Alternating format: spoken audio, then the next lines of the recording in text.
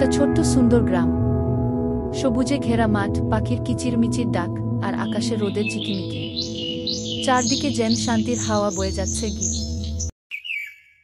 গাছের ডালে বসে টুনটুনি টিয়া পাখি গাইছে কিচিরমিচির গান। তার রঙিন পালকে ঝলমল করছে সকালের আলো। আর নিচে মাটির উপর ব্যস্ত এক পিঁপড়া, পিন্টু। খাবারের খোঁজে সে ছোটাছুটি করছে, মুখে একটা ছোট দানা নিয়ে। কি পরিশ্রমী! এক সময় টিয়া পাখির গলা শুকিয়ে গেল। ক্লান্ত চোখে সে নিচে তাকিয়ে বলল, পিন্টু ভাই, একটু পানি পেলে খুব ভালো হতো।